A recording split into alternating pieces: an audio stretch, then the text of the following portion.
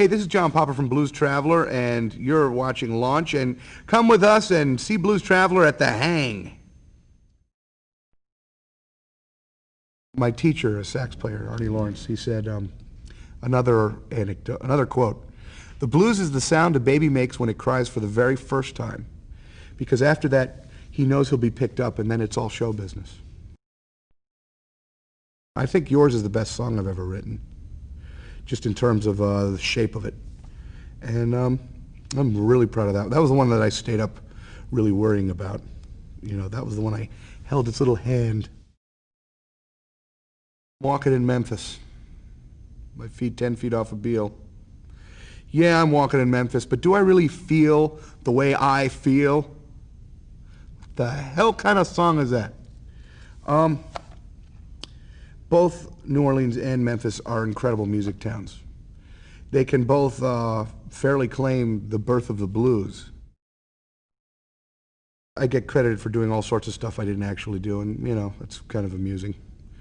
I jumped a death leap 30 feet across a huge ford to save a burning baby. And then as I was lowering the baby, I drank 7 bottles of Jack Daniels.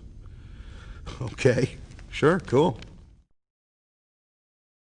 I collect firearms and swords, antique and modern, and it's a hobby. I love the aesthetic of weaponry. It's the most efficient machines that you'll ever find. It's built to be life-savingly efficient. The reason that I played this, the way that I played it, Jimi Hendrix, without a doubt. You look surprised. You probably thought I was going to mention a harp player.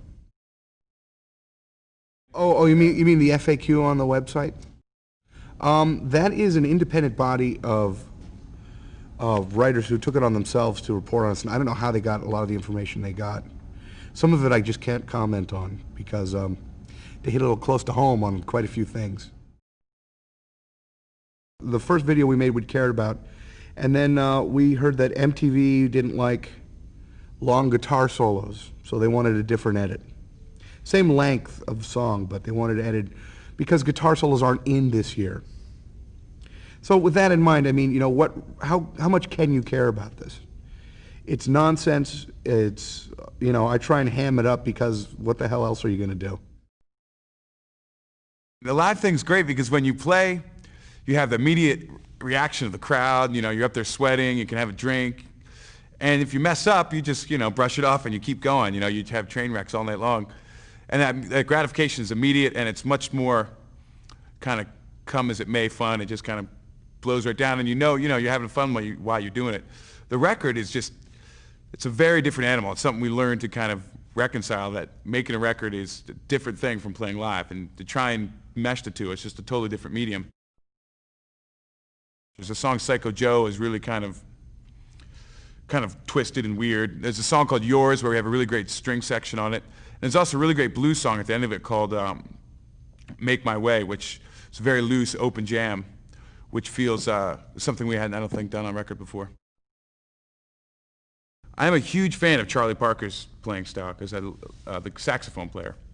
Just because I love how it was just such a reckless abandon with the way he played, and there was moments of just sheer genius and a lot of mess in between, and it just seemed to emote a lot of passion.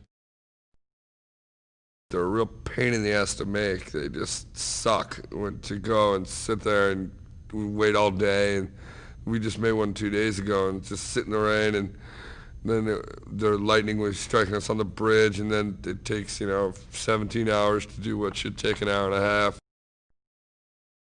We've been stopped at the border of, you know, just, you know, forgetting that we're going into Canada or something, and, you know, they pull a crossbow out of the bus or something, you know, and they want to know what we're doing with that.